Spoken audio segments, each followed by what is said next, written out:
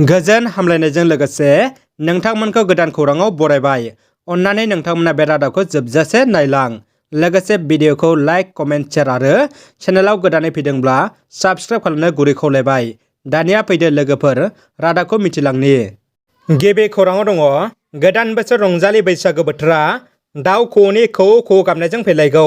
बैसागुनि मेथाइ रोजाबनो बर'नि देंखोगिरि निथामनि बर'आ मेथाइ रोजाबनो थागथियारि जाबाय।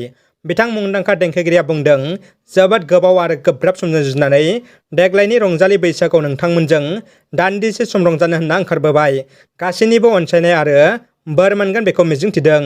लोगोसे देंखोगिरिखौ मेथाइ रोजाबनो बैसागु फांसनाव हांख्रायहरनोब्ला 6900747962 बे जानबुं नम्बराव खौरां लाहरनो हागोन होनना मुंदांखा देंखोगिरिया बुंदों।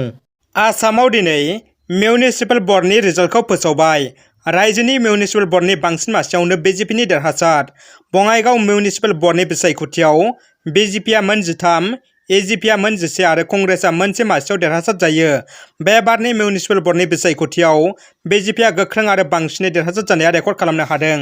इउक्रेन आरो रुसनि दावहानि समाव भारत सरकारा इउक्रेनाव थानाय भारतारिफोरखौ हादर फारसे लाबोनायखौ बयबो मिथिगौ। भारतनि सुथुर हादर पाकिस्ताननि फरायसाफ्राबो इउक्रेनाव भारतनि फिरफिला लाना गाव गावनि जिउखौ रैखा खालामनो हादों।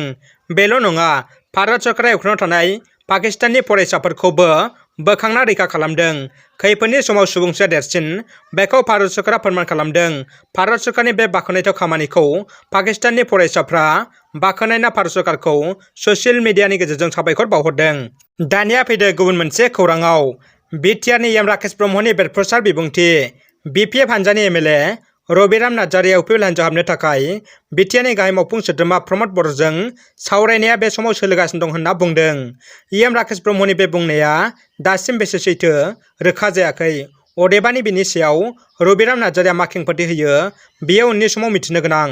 बिटिआरआव माइनरिटि सुबुंफोरनि गोबां दाबिखौ मावफुंनांगौनि थाखाय एबिएमसुआ धर्ना होदों। तामुलपुर जिल्ला दुलाराय BTC माइनरिटि फरायसा आफादनि बानजायनायाव तामुलपुराव दिनै 3 घन्टा सुबुं धर्ना हाबाफारि बानजायदों। बे हाबाफारियावनो बाहागो लानानै एबिएमसुनि गाहाय नेहाथारि थाइसेन हुसेना बुङो दि BTC सरकारा माइनरिटि सुबुंफोरखौ बिमा बाथुल नोजोरजों नायो होनना गोख्रों रावै सोंखारियो। BTC सरकारा माइनरिटि सुबुंफोरनो बिटिआरआव रिजार्भेसन, समान मोनथाय आरो गोबां दाबिखौ होनांगौनि थाखाय सोमावसारो। इउक्रेननि गिबि आइजो अलेना जेलेन्सकाया गांसे लाइजाम लिरदों। इउक्रेननि गिबि आइजोआ दुखुयै गांसे लाइजामाव ओरै लिरदों, रुसियानि हादोरगिरि भ्लादिमिर पुतिनखौ जुदि बुहुमनि हादोरफ्रा बादा होबावा एबा होबथाया, अब्ला बुहुमनि दरसेबो हादोरानो रैखाथि गैया होनना बै लाइजामाव लिरदों। आरो बे लाइजामाव गोबां लिरनाय दंबावो। अदेबानि इउक्रेननि सायाव रुसनि दावहाया बे समाव 14 सान जाबाय आरो बे दावहाया माब्ला जोबगोन बेनि जेबो थि सम नुवाखै। अदेबानि इउक्रेननि नोगोरारिफ्रा बे समाव बेसेदि हालाय-हाफाय आरो दुखुजों सम बारहोहरदों बिथांमोनासो मिथिगौ। दानिया फैदो जोबथा खौराङाव। इउक्रेन आरो रासियानि दावहानि गुबै खारनानो जादों नेट'।